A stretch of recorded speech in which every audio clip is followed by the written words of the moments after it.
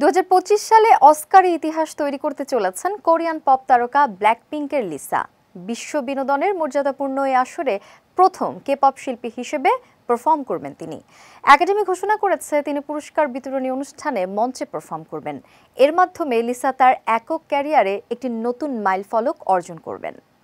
লিসার এই অভিষেক বিশ্ব কে-পপ শিল্পের জন্য একটি যুগান্তকারী মুহূর্ত হিসেবে চিহ্নিত হবে, কারণ লিসাই হচ্ছেন প্রথম কে-পপ তারকা যিনি অস্কারের মঞ্চে পারফর্ম করতে যাচ্ছেন।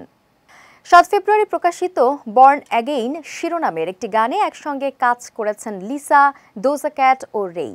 এটি লিসা অভিনীত দ্য হোয়াইট লোটাস সিরিজের তৃতীয় মৌসুমে ব্যবহৃত হয়েছে।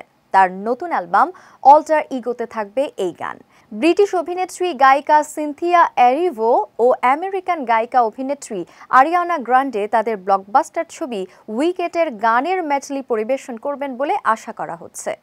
আমেরিকান অভিনেত্রী র্যাপার কুইন লতিফা গেল 12 মাসে প্রয়াত চলচ্চিত্র ব্যক্তিত্বদের গান গেয়ে শ্রদ্ধা জানান। এছাড়া থাকবে লস অ্যাঞ্জেলেসের মাস্টার কোরালের সমবেত সঙ্গীত পরিবেশনা। এবারের অস্কারের পারফরমেন্সে কিছুটা ভিন্নতা আনা হয়েছে। অস্কারে সাধারণত সেরা মৌলিক গান বিভাগে মনোনীত গানগুলোর শিল্পী সুরকারদের পরিবেশনা দেখা যায়।